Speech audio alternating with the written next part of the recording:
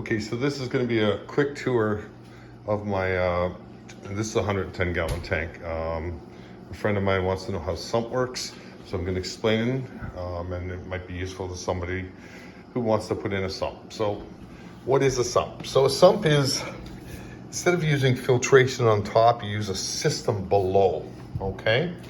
And usually what happens, I'm going to walk around here, is there's some pipes on the bottom, in the back, or there's basically, what you do is you drill holes, or you have your tanks, you can buy them pre-drilled, that have holes in the bottom, okay? Or holes in the side.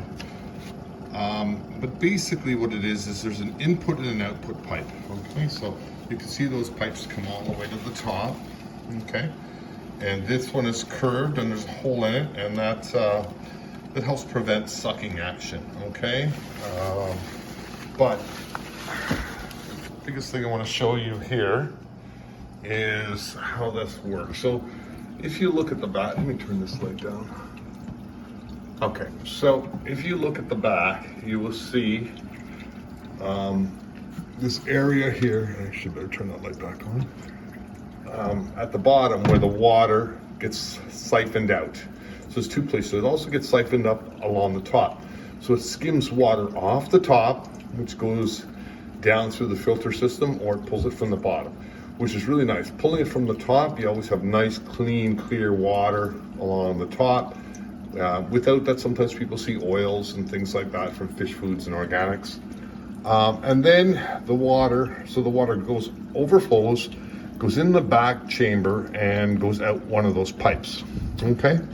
On this side, you will see where the water is coming back in. So it's coming back in two places. It comes back in through this valve, through this input, and it's got a split here. So some of the water is going this way, some of the water is going this way. You can have just one.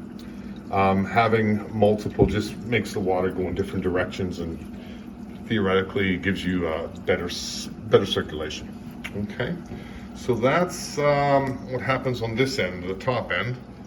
Okay, let's go to the bottom. So if you were to step back, so everything goes into the bottom, and this is where the sump is. So what is a sump?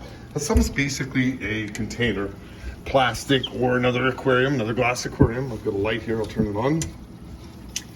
Okay, so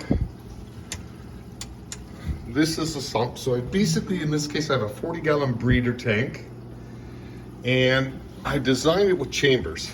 So there's 3 chambers. So I've siliconed in a piece of glass here and here. Okay, so I siliconed in 2 pieces of glass. You can see them inside. And what happens is the water comes down, and without getting my phone wet, it comes out, and it comes out here. So I can take this off. I've got holes drilled along on the bottom here to let the water come out in different places. But generally the water is mostly coming out the end, and it's forced. I cover it with a piece of filter, piece of polywool that just keeps any sound down. So the water literally comes on this pad, and any dirt, any large chunks, macro debris gets stuck on the polywool. So then it's forced to go down through different layers. So under that polywool, I then have a pad of charcoal, which is the black line. Then I have so there's a pad of charcoal.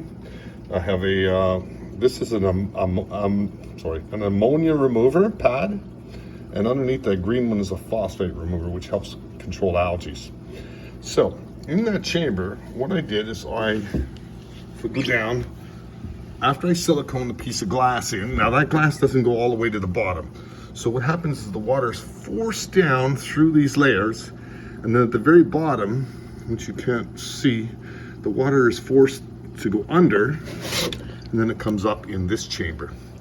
Okay, that's another bag of charcoal down there. So what I did is I had these 2 little plastic railings.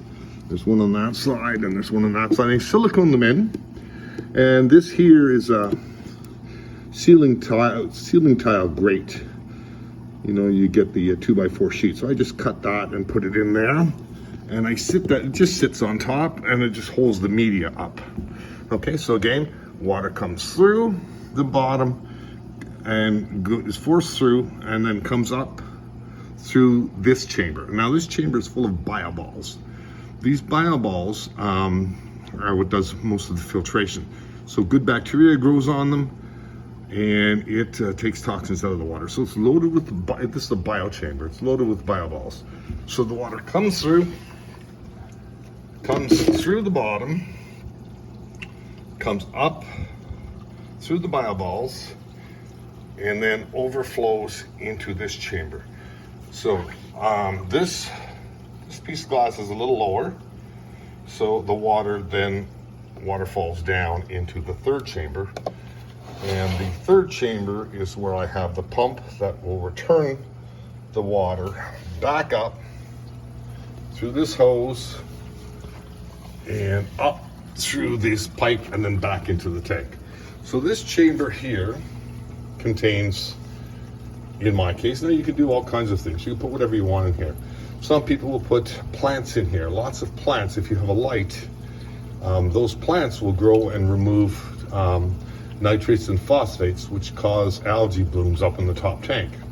So, and that's called an algae scrubber. It's very, very popular in salt water. They'll put macroalgae down here, which is called caulerpa. So it's basically plants that, and they call it an algae scrubber. So by having it down here, it takes the nitrates and phosphates out, which again prevent the top tank from getting full of algae. So you can do that here.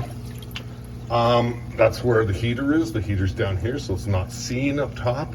So one of the benefits for having a sump is you can hide your equipment down in here. That's one of the many benefits. The second one, it's easy to do maintenance. Okay, so I mean, you can add a pail of water here. You're not carrying it up to the top. There's all kinds of benefits, really. So again, that's what it looks like. And I'll show you this filter tray again, this filter area that I built. Basically, I sell these at stores, and what they are is filter pads. So when I designed this, so this is what I sell. This is a phosphate pad. It opens up into a long piece, and that, when I designed this, I made that exactly the size of these filter pads. That way I can just open them up and lay them in, okay? So again, when I put this glass in, I just put one in as a reference, and I made it exactly the width that when I open this up, I can just put them in like a sheet, nice and easy. Okay, so that's about all I need to tell you, I think. This is Aqua Plus. You can add that. You can add all your chemicals from down below. Some cycle. You can pour some cycle in with the bacteria or in with the bioballs. And I use waste control. So I use these three products: cycle, waste control, and Aqua Plus, which is a water conditioner. So again, that's how a sump works.